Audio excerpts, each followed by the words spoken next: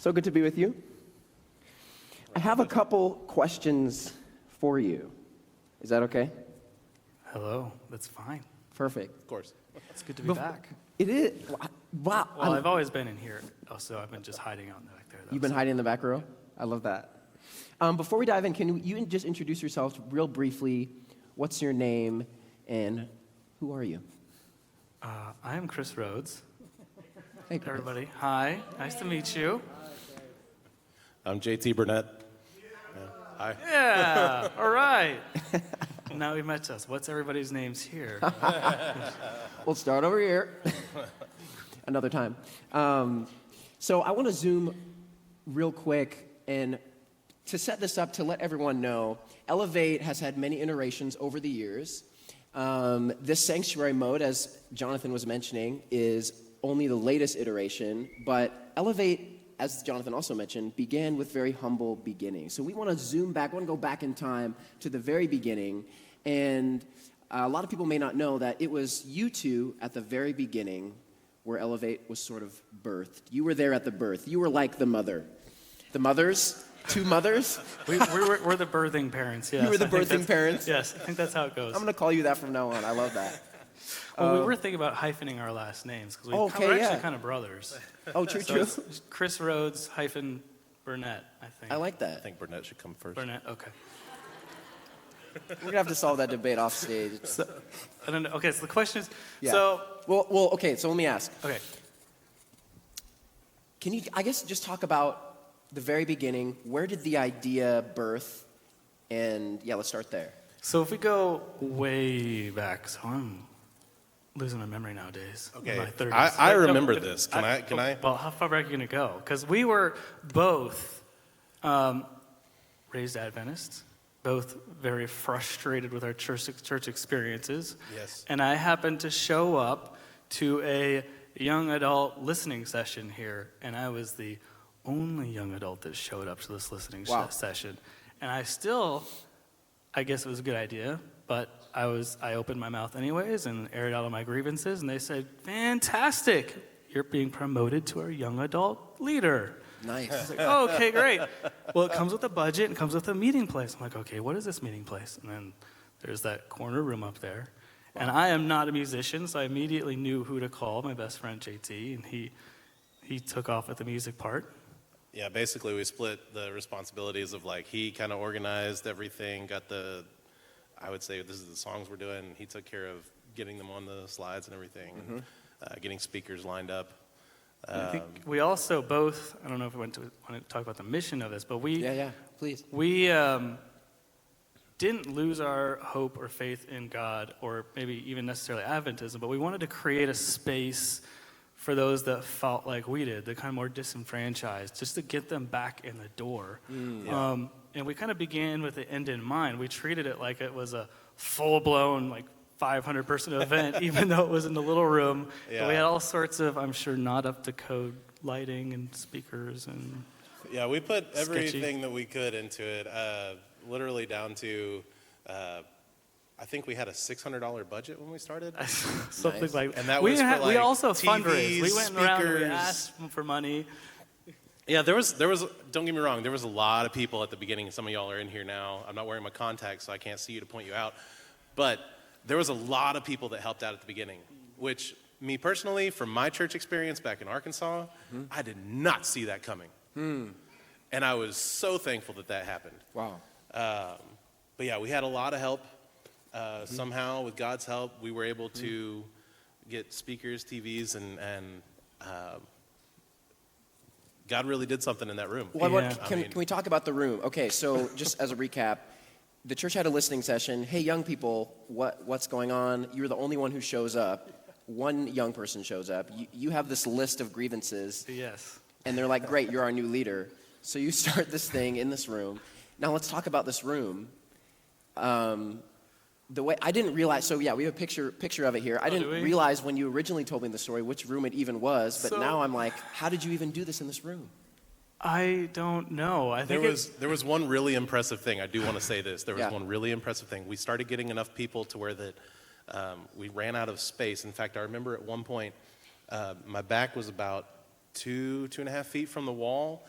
I'm playing acoustic and singing, microphone's right here, and there's a student's face right here, because that's how packed in we were. That's wild. And with all that, you need monitors. You need to be able to hear yourself. And Yeah. Chris actually came up with this idea to move the monitor up into the ceiling, Yes. because they were only like 7-foot ceilings. So when you see in that picture, you should see lights coming down from the ceiling. I actually removed a ceiling tile and went to Home Depot and just like bought some extension cords and ran them through the roof and ceiling. Speaker hanging from a zip tie, Yeah, it wasn't. literally. And don't worry, everybody, your safety was foremost thought in my mind while I was doing all this. It was so hot, but it was also No, I think that's it how was we. a blessing. That's how we know it's a God thing for real, though, because Yeah. I think 107. I think is. I remember We the could most fit people we fit 88 in. people into that room, and consistently we had attendance of over 100. And I remember getting a complaint every now and then, every other week, Yeah. from some of the other Sabbath school leaders, and I did felt a little bad about it, but at the same time I was like, that's really cool. They were complaining that our attendees, the congregation was spilling out into the balcony area, and they were still singing in the balcony. Wow. And so it was distracting for the Sabbath schools, which, hey, we apologize. But Belated some of your apologies. kids were singing along with those songs, and that was cool. Good problem So. to have. Wow. Can There was a lot of passion. Yeah, passion, that really stands out to me. And yesterday when we were having food, you were telling a few stories. Could you just drop like something that was just a kind of a challenging story, something that was a challenge along the way? How real do you want me to get? That's the real question. You can get real. So I think I had known church politics, but I think getting into Elevate was really the first peek behind the curtain to see just how vitriolic and personal people cling on to what they think should be happening in their church. And even though we have a lot of these funny, touching stories to tell, there's debits and credits in life. And for every one of those credits, there was something equally as disturbing happening in the background, I think, from a political standpoint. And I don't want to give too much away, but I think I credit Albert to this day. He just masterfully negotiated that, and he protected us. And I don't think the program would have grown to what it is now had we not had that shield and somebody to fight for us. Wow. And don't get me wrong, I don't know if you agree, but yeah, it's fun to say that we started this, but I think what really matters is who's keeping it going, and that would be all of you. And it's just so cool to see where it is now and see it's still touching people these days. That's great. JT? Well, aside from the fact that up in the old Elevate room, there's like 3 or 4 layers of drywall, and we couldn't hang anything on the walls because we couldn't find a stud. That was a challenge, but I'd say, look, hey, as we mentioned, I was in charge of music, and college students, I make a plea, please stop flaking. Show up. Mercy. We had cinnamon rolls and nobody showed up. I remember one morning coming in, and all the musicians had flaked, literally every single one of them. And so it was just me. It's rough. I volunteered, but he did not want me upstairs. Well, it was me, and Blake was running sound. And Blake, I don't know if y'all know this, he plays guitar really well. He can actually, Blake's amazing. believe it or not, he can actually play guitar and run sound and lights at the same time. Yes, That's and this is the moment that happened. I was up there and I was like, well, guess this is what it is. And so I started playing, and Blake was like, let me see if I can help you out. I'm thinking he's gonna add some maybe Tracks pad or pads. something. No, he had his guitar with him, and after about the first chorus of the first song, maybe the first verse, he starts playing, and you could see some of the people's faces who were like, wait a minute, there's not 2 guitars on stage. Right. Where is that coming from?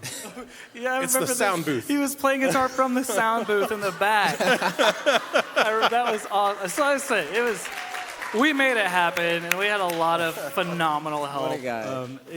We're up here, but honestly, it was a group effort, and it's just, That's crazy. it was so blessed. The right people came at the right time every single time.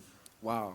Well, maybe as we start to wrap up here, I guess I'm curious about what Elevate meant to you as you were doing it, as you were starting it, and all those long hours, those late nights, putting in all the work, facing the church politics, et cetera, et cetera. What did Elevate mean to you, and what do you hope for it for the future? I think Elevate meant to me was just growing up Adventist. You know, it's beneficial, but it also was tough. And I knew that there were a lot of people who were in our position where they haven't necessarily given up on the idea of religion, but they were also burned at the same time. And so I think I was really working to create a space that was safe for people that felt like I did, to get them back coming here, you know. And just looking backwards, you might not know God's working in your life in the moment, but it's so clear looking backwards. I would just continue to hope that this is the same place where there is room for one more, and it doesn't matter what that one more's history or background is. You know, they may look different, they may wear a tank top. I don't care. You're here, that's all that matters. Wow. Yeah, I'd say along the same lines. I mean, for what Elevate was to me, I remember in Arkansas so many times trying to get something started for young adults and youth and trying to change something in my home church, and seeing it just fail over and over again. There was a point where I was the only person in my church between the ages of 16 and 31. And when you're missing that big of a gap, and you have to address that. But if you're not willing to, you're not willing to. But luckily this church was, and so Elevate to me was remembering my experiences with the church and how many times I had been hurt, and never wanting other people to have to experience that, especially at a church this big and this central to young adults. You have a college right there. Come on. You don't want that to happen, because all you're going to do is just turn people away left and right. And to have that opportunity, for God to give us this opportunity to start this, and also to see how it's grown. This is amazing. Wow. And hopefully y'all are all here because you love God, and you love the other Christians that you're a part of the church with, because you are the body. We all help each other, even when we're wrong.